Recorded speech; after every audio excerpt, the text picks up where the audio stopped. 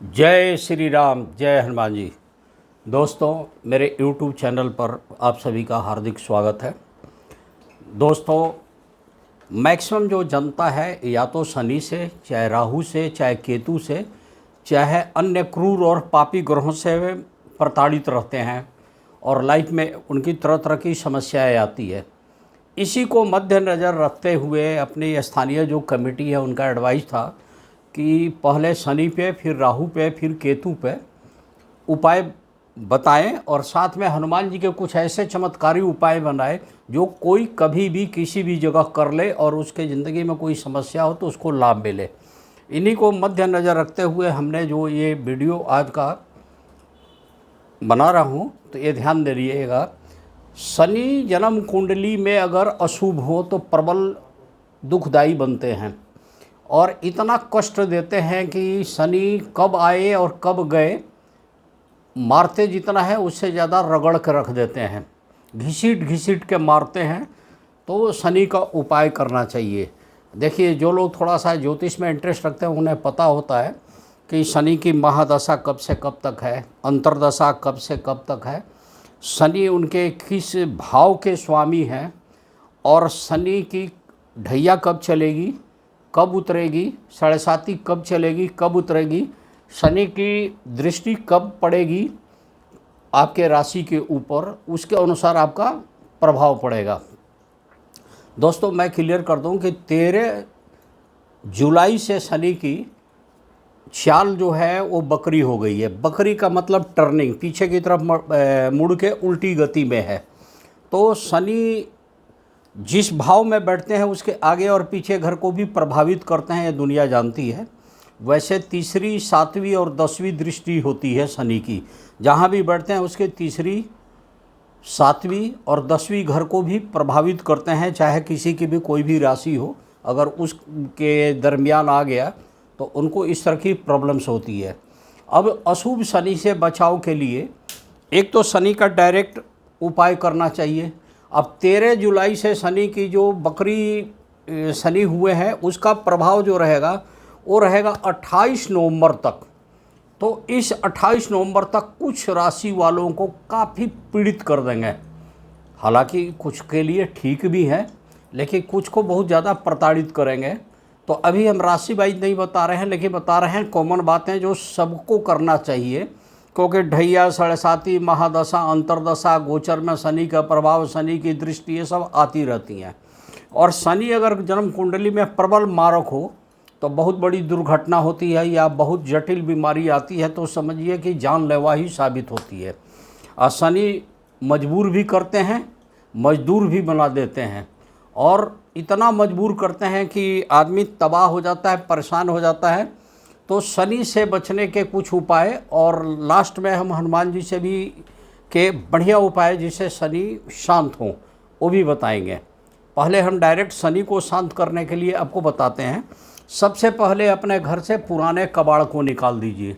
चमड़े का जूता, चप्पल, पर्स, बेल्ट वगैरह कुछ हो उसको आप निकाल दीजिए। सैटरडे के दिन, शनिवार को आप खाली पांव शनि मंदिर जाइए, शनि महाराज की तरफ ना दें। हो सके तो एक कढ़ाई, एक तवा या लोहे का चिमटा, ये सब चीज़ें दान कर दीजिए। या आप जूता चप्पल पहन के जाते हैं तो एक जूता चप्पल ले के जाइए, जाके वहीं छोड़ दीजिएगा शनि मंदिर के नीचे, और खाली पैर आ जाइए और अपने गाड़ी या बाइक जो भी लेके गए हैं उसमें रखिए। फिर वहाँ से आप पहन के घर आ जाइएगा। अगर बहुत शनि परेशान कर रहे हैं तो 8 नंबर का जूता चमड़े का लीजिए और शनिवार के दिन शनि मंदिर में दे के आइए, वो ज़्यादा अच्छा रहेगा। अब शनि को मनाने के लिए देखिए, मैं आपको बता दूं, घर के जितना भी कोना है, कॉर्नर, अब भारी चीज़ जहाँ रखा हुआ है, जहाँ बरसों से धूल जमी हुई है, किसी तरह से उसके बेस के नीचे से, जैसे पलंग है तो पलंग के ठीक चारों पाँव के नीचे की धूल हटा लें। देखिए, 2 साइड का हटा लेंगे, हो सकता है 2 साइड का ना हटे, तो आपको उस गौमूत्र लेना है, थोड़ा सा गंगाजल लेना है, कपूर जो है उसका क्या बोलते हैं, पानी गर्म करके उसमें डाल दीजिए और उसमें डाल दीजिए ताकि उसके पेंदी के अंदर चला जाए, उसके पाँव के नीचे चला जाए, वहाँ से निगेटिव हटानी है। इस तरह की जितने भी चीज़ हैं, जहाँ बिल्कुल कोई भी संभव नहीं है तो वहाँ फिटकरी रखिए और कुछ कुछ दिनों पर फिटकरी को धुल के पोंछ के वहाँ रख दीजिए। इससे शनि का कुप्रभाव कम होना शुरू हो जाएगा। देखिए शनि के विषय में आप चालीसा अगर पढ़ते होंगे तो सुना होगा, पिंगल कृष्णो छाया नंदन यम कुणस्र दुख भंजन सौरी मंद शनि दशनामा भानु पुत्र पूजिए बने सब कामा।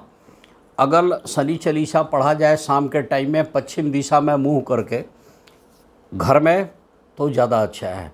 अदरवाइज आप पीपल के पेड़ के नीचे शनिवार को जैसे आप जाते हैं तेल तिल लोहा उड़द चढ़ाते हैं या छायादान करते हैं, दीपक चढ़ाते हैं, तो वहीं पर बैठ के शनि चालीसा पढ़िए। ध्यान रखिएगा, पीपल के नीचे शनि चालीसा पढ़ने के बाद आप हनुमान चालीसा ज़रूर पढ़ेंगे। अगर हनुमान जी की कृपा चाहिए तो ये आप करिए। एकदम बिल्कुल बहुत ही बुरी स्थिति बना दिए हों शनि, हर कारोबार आपका स्लो हो गया है, बिल्कुल कोई रास्ता नहीं समझ में आ रहा है, तब आपको शनि की पत्नियों का नाम का स्मरण करना है और उसका जाप करिए। देखिए बोलते हैं, कष्ट की कलही चाऊ तुरंगी महिषा आजा शनि नरमानी पत्नी सजन पुमान दुखानी न सेतम सौभाग्य वर्धतम सुखम। कष्ट की कलही चाऊ तुरंगी महिषा आजा शनि नरमानी पत्नी सजन पुमान दुखानी न शतम सौभाग्य वर्धम सुखम। हो सकता है मेरे प्रोनाउंसिएशन में कहीं पर अशुद्धि भी रह गई हो, उसको आप करेक्ट कर लीजिएगा, देख लीजिएगा गूगल पे या शनि चालीसा में या शनि की किताबों में देख लीजिएगा, लेकिन वैसा होना नहीं चाहिए। एकदम क्लियर इसका। तो शनि की पत्नियों के जाप करने से आपका कल्याण होगा। हमेशा प्रयास कीजिए कि शनिवार को सुबह में जाके आप पीपल पे जल चढ़ाइए और शाम के टाइम में जाके तेल तिल लोहा उड़द चढ़ानी है आपको, या छायादान सरसों तेल में अपना चेहरा देख के। शनि महाराज की अगर मूर्ति हो तो वहाँ आँख नहीं मिलाएंगे, तिरछा होके और तेल चढ़ा के आप आ जाएंगे, जो भी सामान चढ़ानी है। क्योंकि शनि महाराज की आँख को श्राप मिली हुई है कि जिसको देखेंगे उसका नुकसान हो जाएगा, और वो श्राप उनकी पत्नी का ही है। तो इसके अलावा शनि जी का एक अपने ज्योतिषीय उपाय है जो सबसे बढ़िया एक मंत्र है, वो उसको आपको करना चाहिए। वैदिक मंत्र है, नीलांजन समाभासन रवि पुत्रम यमा गर्जम छाया मार्तन संभुतम तम नमामि शनेश्वरम। नीलांजन समाभासन रवि पुत्रम यमा गर्जम छाया मार्तन संभुतम तम नमामि शनेश्वरम। इस उपाय को आप करते रहिए। पीपल की जहाँ तक मैंने बात किया था, देखिए पीपल पे जल देने का क्या फ़ायदा होता है। पीपल महाराज वासुदेव जी के एक रूप हैं, शनि जी की कृपा रहती है उस पर, हनुमान जी भी बड़े प्रसन्न होते हैं। और शनि को पीपल को बोला गया है, मूले ब्रह्मा तचा विष्णु तथा मेवच पत्ते पत्ते देवानांगम वासुदेव नमस्तते। फिर से सुनिएगा, मूले ब्रह्मा तचा विष्णु सखा शंकर मेवच पत्ते पत्ते देवानांगम वासुदेव नमस्तते। उनके मूल में ब्रह्मा जी हैं, तथा में विष्णु जी हैं, सखा जो हैं शंकर जी के रूप हैं, और हर पत्ते में 33 कोटि देवी देवता लोग समाहित हैं। तो अगर पीपल की आप पूजा करते हैं, पीपल की सेवा करते हैं तो शनि महाराज प्रसन्न होते हैं। अगर वहीं पर आप शनि चालीसा पढ़ना शुरू कर दें, या शनि का मंत्र ले लीजिए, ओम संग श्री शनैश्चराय नमः, ओम संग शनैश्चराय नमः, या वैदिक एक मंत्र है, बीज मंत्र बोलते हैं, ओम प्राम प्रीम प्रम स श्री शनय नमः, ओम प्राम प्रीम प्रम स श्री शनय नमः, तो आपका कल्याण होना शुरू हो जाएगा। अब देखिए, अब आते हैं हनुमान जी। हनुमान जी को शनि महाराज जी ने खुद बोला है कि जो हनुमान जी के भक्त होंगे उनका मैं नहीं बिगाड़ूंगा। शनि का कुप्रभाव कम पड़ता है, ये भी जानते हैं, और हनुमान जी को प्रसन्न करना पड़ेगा। और हनुमान जी प्रसन्न कैसे होते हैं? जो राम के भक्त होंगे उन्हीं का। ये नहीं कि कोई भी आए जाए और जब उसके ऊपर कोई दुख आया तब हनुमान जी के शरण में चला जाए, ऐसा नहीं। हनुमान जी को खुश करने के पहले प्रभु श्री राम का भक्त बनना पड़ेगा। मर्यादा, आपका चरित्र और आपका धैर्य, जितने चीज़ प्रभु श्री राम का कॉमन आप लोगों को पता है उतना ले जाइए, उतना अपना लीजिए। और लहसुन, प्याज, मांस, मछली, अंडा, शराब अपने से नीचे जूनियर को सताना नहीं है, मजदूरों को परेशान नहीं करना है और मजदूरों की सेवा करनी है। इस तरह से अगर आप करते हैं तो हनुमान जी बड़े खुश होते हैं। और हनुमान जी को काली तेल की या सरसों तेल का दिया जला के तब हनुमान चालीसा पढ़िए और हनुमान जी से प्रार्थना कीजिए।